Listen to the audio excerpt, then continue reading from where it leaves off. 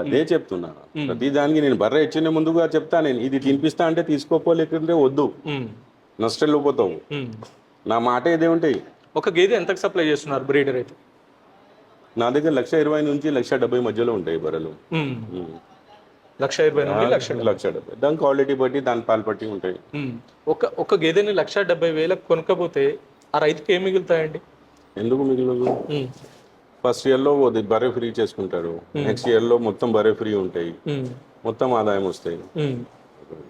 First year ఖర్చులో పోయినా యాక్చువల్గా అంటే 4-5 monthsలో బర్రె ఫ్రీ అయిపోతాయి. మనం 4-5 monthsలో ఫ్రీ అయిపోతుంది. ఓకే, సరిగా మేపుకుంటే, సరిగా తినిపిస్తే. ఇది ఇది ఇది నడిచింది కింద పాలు రెడీ అవుతాయి. ఇది నడిచిపోవడానికి ఏం లేదు. నువ్వు సూపర్ నేపియర్ నా దగ్గర 1 ఎకరంలో ఉంది, 2 ఎకరంలో సూపర్ నేపియర్ వేస్ట్. పాలు ఏమొస్తాయి దాంట్లో చెప్పున్నాను? పాలు ఏమొస్తాయి చెప్పు? అదే తినిపించి చూడు, 2 లీటర్ ఎక్కువ పాలు రాదు. 14 liters కెపాసిటీ బర్రెకు మార్నింగ్ 2 liters ఇస్తావు, ఈవినింగ్ 2 liters ఇస్తావు.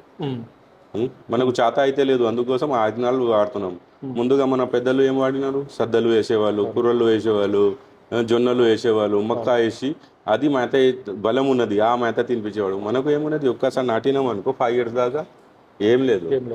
దాంట్లో బలం ఉంటే కూడా లేస్తాయి, బలం లేకుంటే కూడా లేస్తున్నాయి. గ్రామాలలో ఎక్కువ సూపర్ నేపిలే వాడతారు ఈ గేదెలకి. పాలు లేదు సార్, ప్రాబ్లం మన దగ్గర ఉన్నది మేపడానికి, బర్రెల కింద లేదు. మన దగ్గర బర్రెలు లేదు. తెలంగాణలో కూడా బర్రెలు ఉన్నది, ఆంధ్రాలో కూడా బర్రెలు ఉన్నది, మహారాష్ట్రలో కూడా మనకు పక్క చుట్టూ బర్రెలు ఉన్నాయి. మళ్ళీ మనకు అవసరం ఏమున్నది? 2000 kilometers మనకు పిచ్చి అక్కడ అంత దూరం పోయి ఈ బర్రెలు తీసుకొచ్చడానికి ఎందుకంటారు? అదే బ్రీడ్ ఉన్నది, పాలు ఎక్కువ ఇస్తాయి, ఎక్కువ కాలం ఇస్తాయి.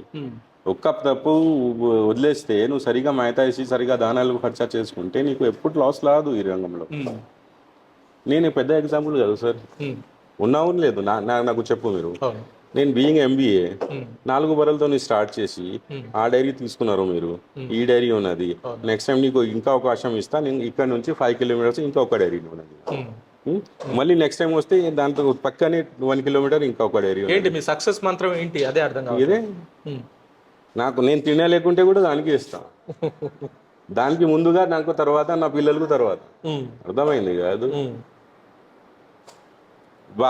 పాలు డబ్బులు వచ్చింది, నైట్ కూర్చొని పార్టీ చేయను నేను.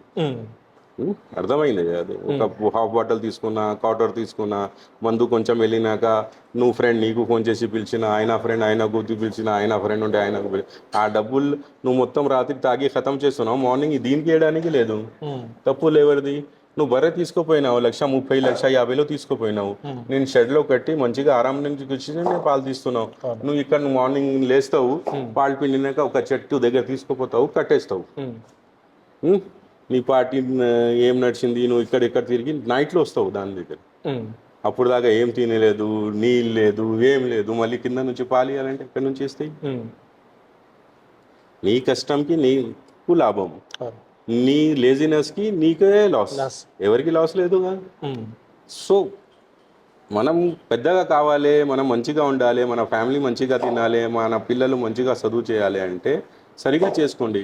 ఒక బర్రె నువ్వు ఒక చిన్న రైతులు అనుకో తమ్ముడు, నీ దగ్గర డబ్బులు అదే 1,50,000 ఉన్నది, 1,40,000 ఉన్నది, నువ్వు వచ్చి ఒక బర్రె తీసుకుపోయినావు, ఇంటికి వచ్చి సరిగా మేపుకుంటే నీకు దాంట్లో నుంచి 15,000 నెలకు వస్తే నీ ఇంటి ఎట్లా నడుస్తాయి చెప్పు నాకు.